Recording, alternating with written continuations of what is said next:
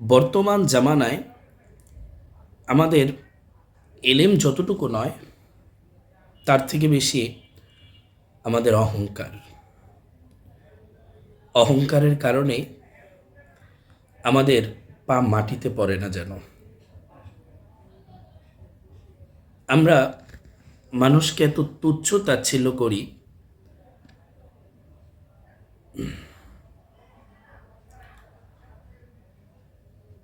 অহংকার এই জামানায় যেন আমাদের অলংকার। আমাদের অবস্থান একটু ভালো হলেই আমাদের ভিতরে চলে আসে অহংকার, তাকাব্বরি, বরত্ব। কিন্তু একটু কল্পনা করে দেখেছেন, আপনি চোখ বোঝার পরে, চোখটি বন্ধ করার পরে আপনার এই অহংকার কিভাবে ধূলিসাৎ হয়ে যাবে? আপনার এই বরত্ব, আপনার এই তাকাব্বরি, আপনার এই ক্ষমতা নিমিষেই স্থগিত হয়ে যাবে। মনে রাখবেন, আল্লাহ পাক কোরআনুল কারীমের মধ্যে বলেছেন, আল্লাহু গনিয়্যুন ওয়া আনতুমুল ফুকারা। আল্লাহ হলেন গনি, ধনী, আর ওয়া আনতুমুল ফুকারা, আর আমরা সবাই হলাম গরিব, ফকির, মিসকিন। অতএব কিসের এত অহংকার ভাই? সাইয়েদনা হযরত ওমর রাদিয়াল্লাহু তাআলা আনহুকে একজন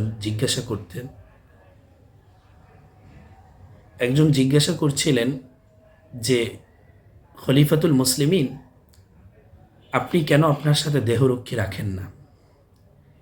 হযরত ওমর রাদিয়াল্লাহু তাআলা আনহু উত্তর দিয়েছিলেন যে, আমাকে প্রোটেক্ট দেওয়া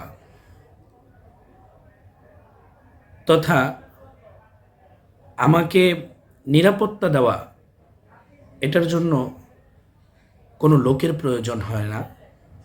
কারণ আমাকে নিরাপত্তা দেওয়ার মালিক হলেন আল্লাহ।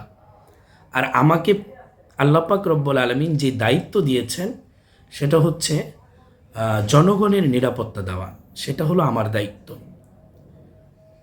কত বড় মহান মানুষ হলে তার জবান থেকে এইসব কথা বের হয়। একদিন তিনি একটি মটকা কাঁধে নিয়ে, পানির মটকা কাঁধে নিয়ে তিনি হাঁটছেন। এমত অবস্থায় তার ছেলে আব্দুল্লাহ, তিনি একটু বিস্মিত হয়ে, অবাক হয়ে বললেন যে, বাবা, আপনি কেন এই কাজটি করছেন?